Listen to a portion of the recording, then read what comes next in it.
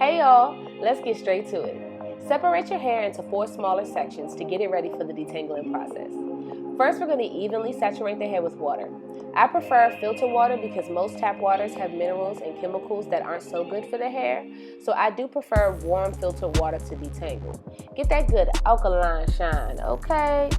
I use my fingers to finger detangle just to get all the little knots out first.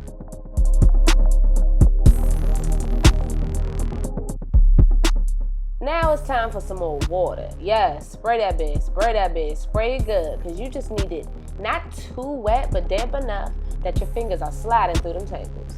Then we're gonna follow up with the Aunt Jackie's Not On My Watch Detangling Therapy Cream. You can really use any product that gives good slip, whether it's a detangler, a leave-in conditioner, or a regular conditioner, as long as it provides that good slip and slide.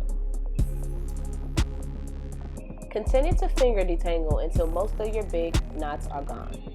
Next, we're going to follow up with the QUENCH leave-in conditioner. Like I said before, you can use any one of these products. I like to use a combo of a leave-in conditioner and a detangler. Now we're going to grab our wet brush. Hello, what's good? Okay, it's all good because we're going to start right from the ends of the hair and work our way up.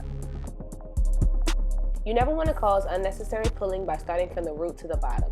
Always start from the bottom to the top when detangling. Continue to run the wet brush through until all the product is evenly distributed and you feel like most of the tangles are gone. When you find those small ones that are a little too small for the brush, finger detangling will do the job. Run it through, check the back. What it do? Looking good. Let's move to the next step.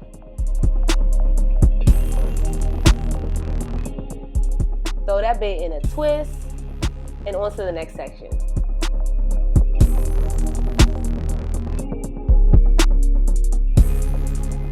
Clip her. And we gone. 3 more sections left. Same thing. Water, detangler, leave-in conditioner. And bam! Once all sections are done, you then rinse the hair and get ready for a deep conditioning mask. And we ready! I like to use the SHEA Moisture Strengthen and Restore Treatment Mask. Anything that adds moisture, elasticity, whatever extra little boom you might need. Next, I layer up with the Aussie 3-Minute Miracle Moist Conditioner. This is my go-to conditioner that I use every time I do my wash and goes. Now, you can do this in 2 separate steps, or you can do it all together. I just did this combo for the sake of time. Ow!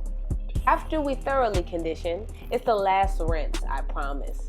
Hair is all rinsed and ready to go, and now it's time to distribute some products to help us get that bounce. Here I use another leave-in conditioner, but at this point I like to go with a higher quality brand.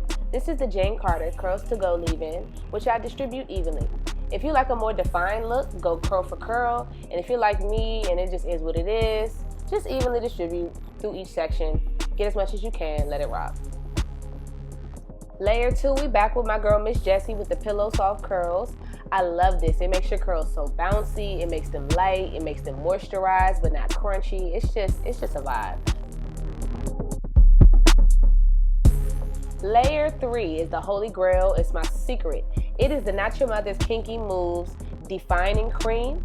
I can find this in any CVS usually. They have it at Walmart as well, but it smells amazing. It smells so good, and it just locks in them curls for the girls.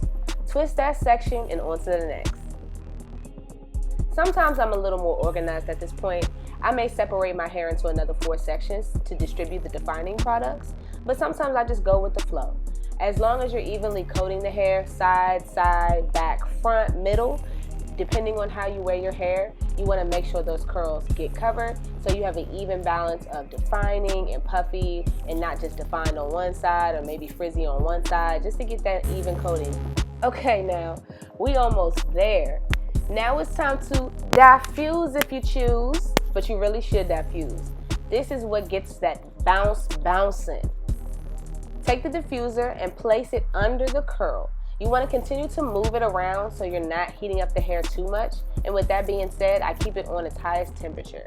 If you want to kind of go back and forth between warm, cool, hot, not sure how that works, but I prefer to use high heat move it around so I don't get too much heat in one area, and just bounce, bounce, bounce, bounce, bounce. That bounce technique, something serious.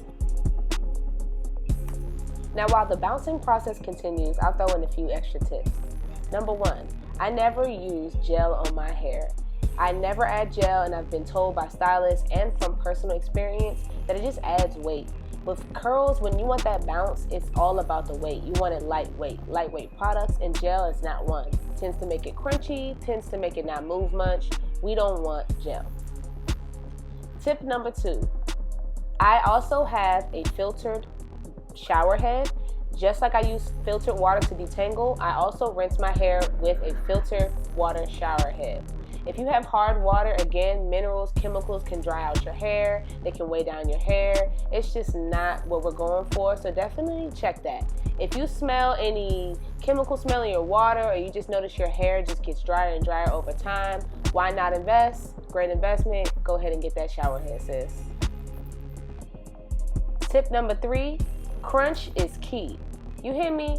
You want to do that crunch, you want to do that scrunch, you want to get all that. That's going to encourage those curls to spring back. It's going to encourage those curls to do their thing. So definitely hit it with the scrunch. That's why most great wash and goes, you see that the shrinkage is real, because when you use that diffuser and you get that scrunch in, you definitely just encourage those curls to bounce to their full potential. High heat, we keep it moving. We don't want to burn. We just want to make sure she's dry.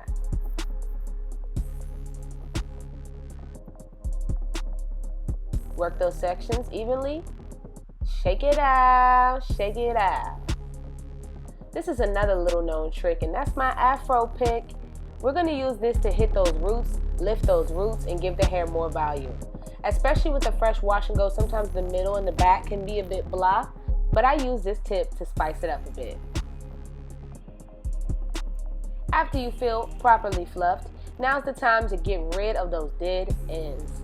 I just grab a pair of scissors, any precision pair of scissors. You might have hair cutting scissors, whatever you prefer, and just kind of go along the outline of your hair to get any stragglers, any curls that didn't fall in line, anything that just makes the fro not flow. Angles are very important here. You want to make sure you're getting the sides, the front, give it some movement, side to side, front to back, and make sure you are hitting those angles.